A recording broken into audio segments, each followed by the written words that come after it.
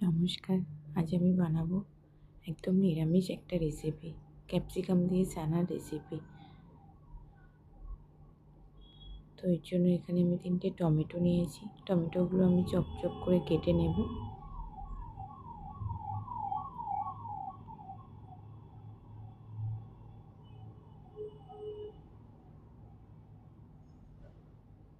এখানে আমি পনির নিয়ে নিয়েছি, ছানা নিয়ে নিয়েছি। ওই পনিরগুলোকে আপনারা চাইলে ছানাও বাড়িতে কেটে নিতে পারেন।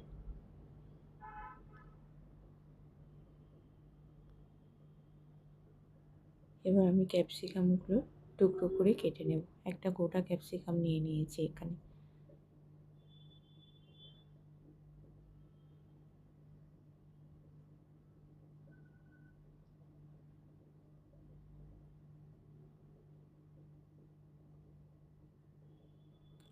এবার কড়াইতে আমি একটু সাদা তেল দিয়ে দিয়েছি।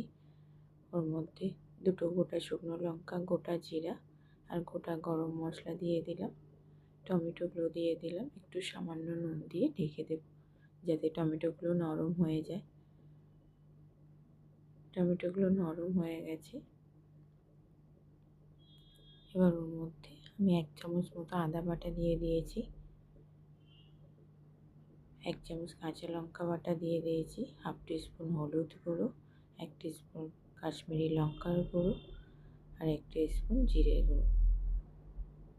এবার দিয়ে মশলাটাকে ভালো করে কষিয়ে নিতে হবে।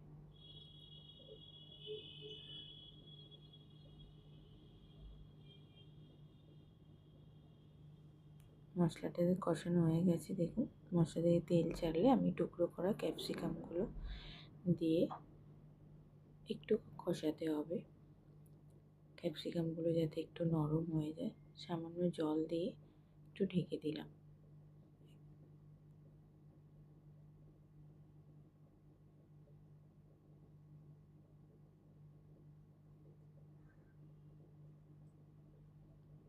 এবার ওর মধ্যে আমি ছানাগুলো দিয়ে দিলাম।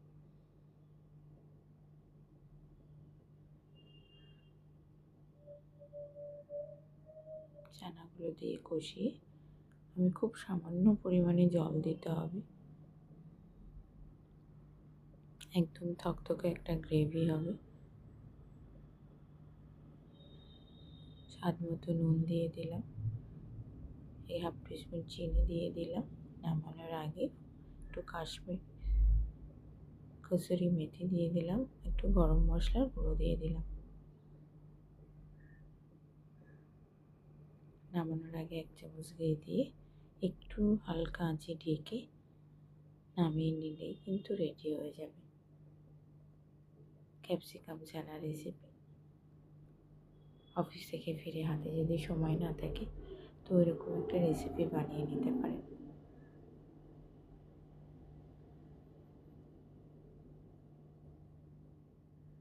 আর এটা একদম পেঁয়াজ রসুন ছাড়া একদম নিরামিষ একটা রেসিপি। রাতে ডিনারে রুটি বা পরোটার সাথে এটা খেতে পারেন।